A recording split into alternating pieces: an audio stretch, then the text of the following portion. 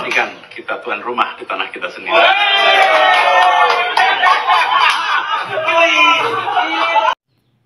Minyak nyong-nyong mulai songong ya. Kira-kira kata-kata apa yang pantas ya buat Jokowi? Udah habis kata-kata jelek buat dia. Masa gak sadar-sadar negara. Abah tidak butuh partai. Partailah yang butuh Abah. Itu ketua umum partai itu sakit banget loh mendengar ucapan anak Abah yang satu ini. Nih yang ini nih dengar nih. Nah, disitulah hebatnya namanya Abah Anies Baswedan. Gak punya partai tapi dicalonkan oleh partai. Kalau gubernur seperti di masa yang lalu punya agenda sendiri, banjir tidak tertangani, polusi semakin parah, kebersihan kota semakin hancur. Pesannya dong, teman-teman di sini. Ke Anies lagi nih. Pastikan kita tuan rumah di tanah kita sendiri. Pengen ngakak tapi guys. Minyak nyong-nyong mulai songong ya. Minyak nyong-nyong. Gua kira apa kemarin-kemarin tuh ada pendukung-pendukung Abah yang katanya berterima kasih kepada MK. Saya kan bingung karena selama ini mereka itu tidak suka dengan MK. Bahkan mereka bilang itu mahkamah kakak, mahkamah adik kalau MA ya kan. Tapi dari kemarin mereka tuh berterima kasih kepada MK. Ada apa ya? Ternyata MK mengabulkan gugatan dari Partai Buruh dan juga Partai Gelora yang meminta agar ambang batas pencalonan pilkada itu tidak harus 22 kursi. Meskipun sudah digagalkan lagi. Berikan jalan kepada PDI Perjuangan dan juga Anies Baswedan untuk maju. Tapi kita nggak ribut tuh. Ya pendukung dari Prabowo Gibran kita nggak ribut. Malah kita berbesar hati. Ya beda dengan kalian yang kemarin katanya memberikan jalan kepada Mas Gibran untuk menjadi wakil presiden dari Pak Prabowo. Kalian ribut kemarin, marah-marah, ya kan, mencaci maki.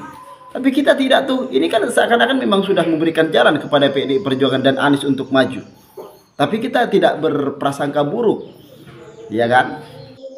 Dan dengan songongnya, minyak nyong-nyong ini bilang kita saatnya menjadi tuan rumah di rumah kita sendiri, katanya dia. Belum juga dicalonkan, belum juga mendaftar, udah songong minyak nyong-nyong. Iya. Ya kan? Jadi PDIP juga belum pasti kok dukung Anies. Pak Ganjar juga bilang lebih konsisten kepada kader sendiri daripada orang dari luar seperti Anies Baswedan. Ya percuma lah, seperti PDI Perjuangan katanya sudah ada sekolah kaderisasi, ya kan, ada penggemblengan kader-kader di PDI Perjuangan. Kalau ujung-ujungnya masih ngusung orang dari luar kader, luar dari PDI Perjuangan, kan percuma. Ada yang berjuang di partai PDI Perjuangan tapi ujung-ujungnya nyalonin Anies Baswedan, kan percuma. Inilah politik, inilah perjalanan politik teman-teman ya. Jadi ini sebagai putusan MK kita harus hormati. Jadi ini sudah memberikan jalan kepada PDI Perjuangan. Tapi kita tidak marah tuh kepada MK. Ini adalah bentuk demokrasi. Dengerin anak Abah. Kalau kita nggak akan marah ya, walaupun ketika menurunkan batas usia dari 40 jadi 35 kalian marah ke MK. Kalau kita oke-oke aja ya kan. Menjilat ludah sendiri. Kemarin kalian nggak suka dengan PDI Perjuangan, tiba-tiba kalian ngemis-ngemis ke PDI Perjuangan agar mengusung Anies, ya kan?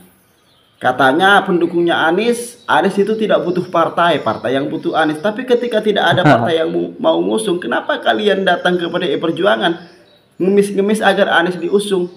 Malu coy, malu. Oke, kita harus tetap bersatu untuk negara kesatuan Republik Indonesia. See you next time. Ini datang dari macam nih, perasaan pilgub masih lama, ini udah bicara kecurangan duluan. Figur yaitu Anies Baswedan. Rasanya Anies Baswedan untuk pilgub 27 November tahun ini insya Allah tidak terkalahkan ya, insya Allah gitu loh. Dan kita doakan juga jangan ada kecurangan. Karena kalau misalnya ada kecurangan, maka pasukan militan dari Anies Baswedan tentu tidak akan tinggal diam. Ya, dan kita akan bertekad untuk nyalon pun belum, daftar pun belum, sudah sebut kecurangan ya. Karena kalau dijaga TPS itu ya, maka C1 tidak bisa dimanipulasi, hasilnya tidak bisa dimanipulasi, dan mengendalikan ataupun mengelola ya relawan yang sampai dari Miangas sampai Pulau Rote itu tidak gampang. Ya, dari Sabang sampai Merauke tidak gampang. Tapi ini Jakarta insya Allah karena kita domisili Jakarta, maka masing-masing kita akan menggerakkan untuk menjaga TPS. Ya, misalnya saya. Kira-kira kata-kata apa yang pantas ya buat Jokowi? Udah habis kata-kata jelek buat dia. Masa gak sadar-sadar? Nah, apa semua nih guys ya? Sama demokrasinya hancur gara-gara Jokowi. Kemarin banyak banget yang bilang di Pilpres bahwa keputusan MK itu mutlak, mengikat, dan harus segera dilaksanakan. Sekarang mana? Ya. Lo lihat tuh. Cuma bertahan 1 hari putusan MK. Terang-terangan banget loh. Nih, kawal putusan MK. Jangan sampai diem aja. C yang jadi wakil gubernur dari PKS. Aduh, musnah harapan Anies ya. Coba kemarin terus-terusan berada di koalisi perubahan. Kapan mau jadinya? Pas gabung dengan Kim Plus langsung jadi kan? Tapi sangat wajar sih PKS ini mengajukan kadernya sebagai pendamping Pak RK. Karena PKS ini kan pemenang pileg di Jakarta, jadi wajar lah gitu kan. Apalagi sekarang didukung dengan 12 partai loh. Bukan main. Tanpa tersisa satupun untuk PDIP berkoalisi. Enggak dikasih ruang.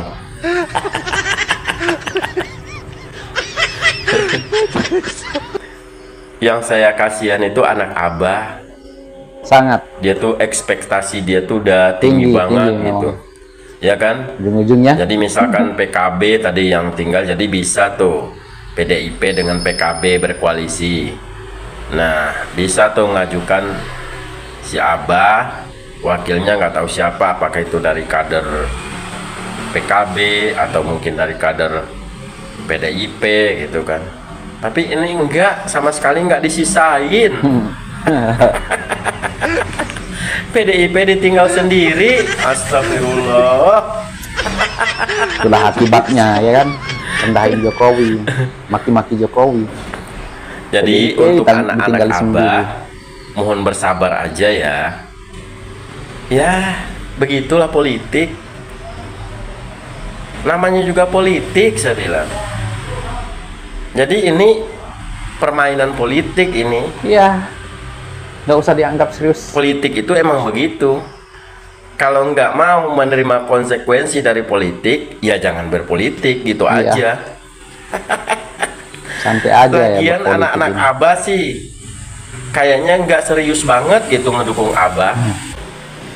Kenapa saya bilang begitu? Kalau kalian serius mendukung Abah, kenapa Abah bisa kalah di Jakarta waktu Pilpres kemarin? Itu tandanya kalian nggak serius mendukung Abah gitu. Kalian mendukung Abah itu hanya di dunia maya, bukan di dunia nyata. Buktinya di dunia nyata Abahnya keok di Jakarta.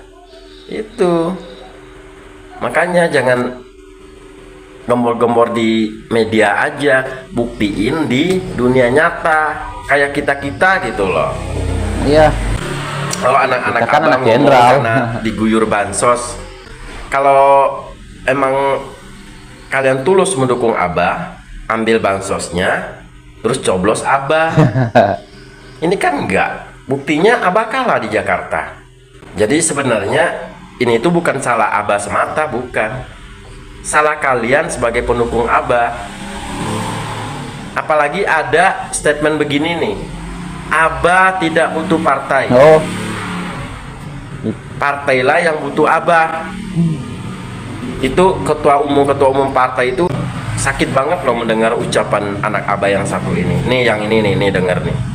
Nah, disitulah hebatnya namanya Abah Anies Baswedan, nggak punya partai tapi dicalonkan oleh partai, ya beda. Emang ini beda ini Pak Anies ini sosok yang sangat beda dari yang biasa. Yang biasa kan punya partai, tapi Pak Anies nggak punya partai, dia cuma punya otak cerdas sih. Sekarang pertanyaannya, mana yang lebih besar, Abah apa partai? Kalau Abah yang lebih besar dibanding partai, otomatis Abah benar tanpa partai juga bisa gitu kan. Dengan ketentuan konstitusi kita harus mengikuti yang namanya kalau mau maju sebagai gubernur atau calon gubernur harus melalui partai atau jalur perseorangan, yaitu jalur independen dengan mengumpulkan KTP begitu Ya. Jadi sekali lagi untuk kalian para anak-anak Abah, mohon bersabar. Kalian harus tahu ini nih, setiap masa pasti ada orangnya dan setiap orang pasti ada masanya. Nah, kalian harus ingat itu. Nah, mungkin saat ini bukan masanya Abah. Siapa tahu untuk kedepannya masanya Abah begitu. Jadi harus yakin yang seperti itu gitu ya. Jadi untuk sekarang kalau mau demo silahkan.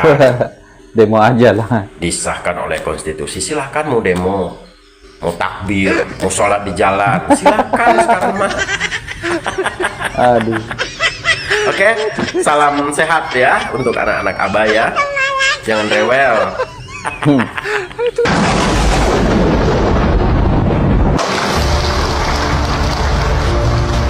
Jadi jangan tergoda. Gubernur menurut undang-undang kita dan menurut sistem pemerintahan kita adalah kepanjangan tangan dari Presiden Republik Indonesia, dari pemerintah pusat. Tugasnya adalah menjadi pelaksana program pusat, agenda pusat. Kalau gubernur seperti di masa yang lalu punya agenda sendiri, banjir tidak tertangani, polusi semakin parah, kebersihan kota semakin hancur, dan isu-isu lokal yang menjadi hak warga Jakarta terabaikan. Inilah yang saya bilang sebagai rindu. Jadi tolong ini dicamkan dan mudah-mudahan ini jadi niat kita supaya rekonsiliasi kita berlanjut.